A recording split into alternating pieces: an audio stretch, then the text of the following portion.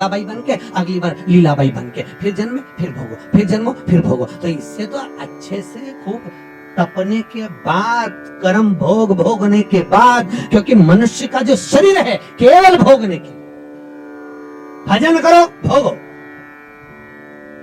भजन करो। क्यों? 84 लाख योनियों में आप कीट बनकर पैदा हुए, आपको उसमें मर भी जाओगे तो आपको ज्ञान नहीं होगा। पशु बनकर पैदा हुए आपको ज्ञान नहीं होगा, जंतु बनकर पैदा हुए आपको ज्ञान नहीं होगा। पर मनुष्य की योनि केवल एक ऐसी योनि है, इस योनि के अंतर तुमने पूर्व में 84 लाख योनि में जो जो कर्म करे होते हैं, उस कर्म का सारा भोग तुम्हें मनुष्य योनि में भोगने को मिलता है। और उस योनि में जब भोगोगे तो थोड़ा सा कष्ट तो होगा महाराज, होगा। कई लोग कहते हैं हमारी पड़ोसन तो अगरबत्ती नहीं लगाती गुरुजी तो भी खुश, कभी मंदिर नहीं जाती पड़ोसन, कभी शंकर जी को लोटा भर पानी नहीं चढ़ाती तो भी भगवान खूब दे दिया, और हम तो रोज मंदिर जाएं, व्रत करें, उपास करें तो भी दुखी है। उसका क्या कारण? तो शिव महापुराण में लिखा, एक बार देवर्षि नारद भगवान विष्णु के पास में पहुंचे और भगवान विष्णु से कहा, नारायण, दुनिया के लोग अगरबत्ती नहीं लगाए, भगवान का पूजन नहीं करे, पाठ नहीं करें तो सुखी रहते हैं, और दुनिया के लोग भगवान का भजन पूजन करते हैं तो दुखी रहते हैं, ऐसा क्यों? भगवान विष्णु ने कुछ बोले नहीं। भगवान विष्णु बोले, मुझे भूख लग रही है, मेरे साथ पृथ्वी पे घूमने चल। भगवान विष्णु नारद जी के साथ पृथ्वी पे घूमने निकले। अब जैसे ही नारद जी के साथ घूमने निकले तो भगवान विष्णु ने एक सेठ जी का घर देखा। नारद जी बोले, महाराज सेठ जी का घर है, खूब बड़ा धर्मात्मा दानी है, चलो इसके यहाँ कुछ खाने को मिल जाएगा। भगवान विष्णु ने मनुष्य का रूप रखा, नारद जी ने मनुष्य का रूप रखा, साधारण रूप रखकर दरवाजा बजाया। सेठ जी, ओ सेठ जी, सेठ जी, सेठ जी बाहर निकल कर आए। क्या है? हमें भूख लगी है, कुछ दान दे दो। इतने में सेठ जी बोले, तुम्हारा बाप रख के गया, दान दे दो। चलो निकले यहां से, निकल जाओ यहां से। सेठ जी ने धक्के मार के देवऋषि नारद भगवान विष्णु को भगा दिया। इतने में देवऋषि नारद को क्रोध आया। देवऋषि नारद ने कहा, महाराज, इसने अपमान करा है, अपने को धक्के मारकर निकाला है, श्राप दे दो, बर्बाद हो जाए। भगवान विष्णु ने पीछे पलटकर सेठ जी को देखा।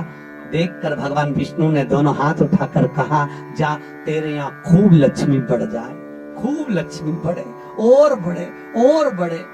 इतने में देवऋषि नारद ने कहा, प्रभु, तुम लक्ष्मी बढ़ने का, तुम्हें श्राप देना था तो तुमने आशीर्वाद दे दिया। भगवान बोले, मेरी मर्जी, चलो। भगवान विष्णु और आगे गए। भगवान ने कहा, एक छोटा सा झोपड़ा है, छोटी सी कुटिया थी, छोटा सा घर था। भगवान ने कहा, यहाँ देख, कुछ मिल जाए। देवऋषि नारद ने आवाज लगाई, माता, बाबा, भूख लगी है। अंदर से बूढ़ी माँ निकल कर बाहर आई। आओ बाबा, अंदर बैठो। 2 आसन लगाए, भगवान विष्णु और देवऋषि नारद को बिठाया। माता जी ने कहा, बाबा क्या चाहिए? हमें भूख लगी है। माँ बोली, बाबा, मेरे यहाँ खाने का तो कुछ नहीं है, एक गाय है, गाय दूध देती है, हम उसका ही पालन करते हैं, आपको मैं दूध ला कर देती हूँ। माता जी ने पानी पिलाया, दूध लाकर देवऋषि नारद भगवान विष्णु को दिया। महाराज, मेरी गाय इतनी बढ़िया है, बस वो दूध देती है, आप लीजिए। भगवान ने दूध पिया, देवऋषि नारद ने दूध पिया, भगवान चल दिए। इतने में देवऋषि नारद बोले, प्रभु, कितनी अच्छी अम्मा है, कितनी अच्छी आई है, कितनी अच्छी माता है, आशीर्वाद दो भगवान, इसको खूब आशीर्वाद दो, ये खूब दान करती है, पुण्य करती है। इतने में तुरंत भगवान विष्णु ने पीछे पलट कर देखा। पलट कर देखकर आशीर्वाद देते समय भगवान विष्णु ने कहा, जा, तेरी गाय मर जाए। भगवान विष्णु ने हाथ ऊंचा कर कहा, तेरी गाय मर जाए। और भगवान चल, जैसे ही चले इतने में देवऋषि नारद को क्रोध आ गया। देवऋषि नारद ने कहा, भगवान, वो सेठ जी ने तुम्हारा अपमान करा, धक्के मारकर निकाला, और उसको कह रहे हो कि लक्ष्मी बढ़ जा, और वो उसने दूध पिलाया, तुमको सेवा करी, और उसको कह कि गाय मर जा, ऐसा क्यों? भगवान विष्णु ने कहा, देवऋषि नारद, तुम समझोगे नहीं, ये जो माँ है ना, इसने मेरी सेवा करी, ये मुझे भजती है, मेरा भजन करती है, मेरा स्मरण करती है।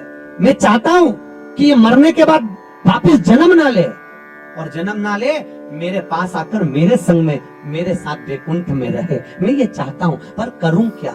देवऋषि नारद, ये जब मरेगी ना, तो मरते समय इसको लगेगा कि मेरी गाय ना जाने कोई कसाई ना ले जाए, मेरी गाय को उठाकर ना ले जाए, मेरी गाय कट ना जाए। मरते समय इसका ध्यान गाय में लगा रहेगा, तो गाय में लगा रहेगा तो मरने के बाद ये गाय का जन्म पाएगी, फिर उलझी की उलझी रह जाएगी, वैकुंठ नहीं आ पाएगी। इसलिए मैंने इसके मरने से पहले इसकी गाय को मार दिया, जिससे ये मेरे धाम में आराम से आ जाए। और प्रभु आपने उस सेठ जी को लक्ष्मी बढ़ने का आशीर्वाद क्यों दिया कि और लक्ष्मी बढ़े और धन बढ़े? भगवान बोले नारद तू जानता नहीं है, सेठ जी लक्ष्मी से बड़ा प्रेम करते हैं, तो लक्ष्मी और बढ़ेगी और बढ़ेगी और बढ़ेगी। जब ये लक्ष्मी जोड़ जोड़ के मरेगा, आखिरी में सांप बन के वहीं पड़ा रहेगा। वही इसलिए मैंने उसको लक्ष्मी बढ़ने का कहा। महाराज कई लोग जी हम लोग कहीं जाते हैं ना, तो कई लोग मकान दिखाने ले जाते हैं, नया बंगला, तो बंगला दिखाते हैं, महाराज देखो जी हमारा बेडरूम, हमने कहा हो ये हमारी बहू का रूम बड़े वाले का, हाओ ये हमारा रूम, ये रसोई घर, ये किचन, ये बाथरूम, सब दिखाते, कमरे भी दिखाते। कमरा देखते देखते एक जगह हम पहुंचे तो वहां पर एक जगह पर छिपकली चिपकी हुई थी। हमारा ध्यान छिपकली पर गया। अब जैसी छिपकली पर गया तो सेठ जी बोले गुरुजी आप छिपकली को क्यों देख रहे हैं? नहीं हम इसलिए देख रहे हैं क्योंकि जैसे आप बोल रहे ये मेरा रूम, ये मेरा रूम, छिपकली कह रही ये मेरा, छिपकली। तो इतने में सेठ जी पूछे गुरुजी ये छिपकली को पहचानते हो? हमने कहा अच्छे से पहचानते। हमसे पूछा कौन है ये? हमने कहा तुम्हारे दादा परदादा जो मर के चले गए वो भी यही कहते थे मेरा मेरा मेरा। तो भगवान ने कहा छिपकली बन के चिपक जा, तेरा चिपक। इसलिए आप में से कौन कौन छिपकली बनना चाहता है? नहीं, किसी का मन चेंज हुआ हो, बदला। कई माताएं कहती हैं अरे 6:30 बजे से कथा 9:30 बजे तक, घर कैसे छूटे, घर कैसे छूटे? याद रख लेना नहीं छूटेगा, चिपक गए। छूट गए तो भगवान के हो गए, नहीं छूटे आज घर पे जाओ 2-3 छिपकलियां देख लेना, पहचान जाना हमारी चाची, काकी, नानी, सब चिपकी।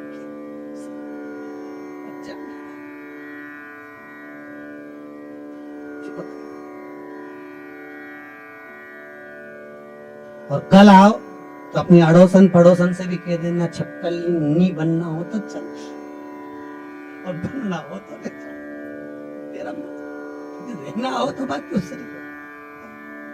क्या करें? कितने दिन की कथा है? जम के तो बोलो 7 दिन, केवल 7। विवाह हुआ तो फेरे कितने डले? 7।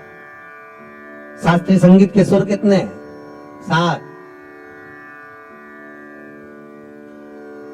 जन्म कितने दिन में हुआ? 7 दिन। कोई रविवार को, कोई सोमवार को, कोई मंगल, कोई बुध, कोई गुरु, कोई शुक्र, कोई शनि। मरोगे कब? यही 7 दिन। कथा कितने दिन की?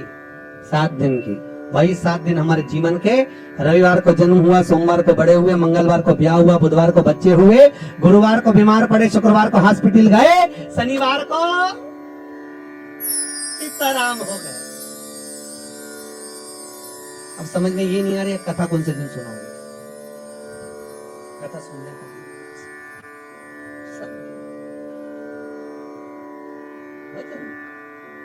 इसलिए शास्त्र कहता है कलयुग केवल नाम आधारा, सुमर सुमर नर उतरनी तारा।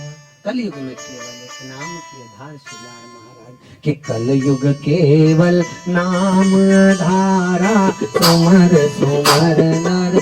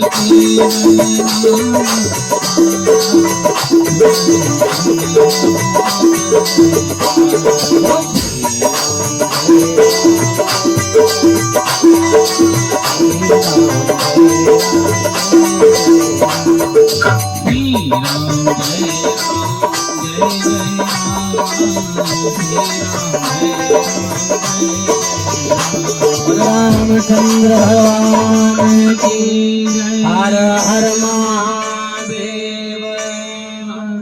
भगवान देवराज ब्राह्मण कुल में जन्म लिए पर ब्राह्मण कर्म ना कर। भगवान की भक्ति में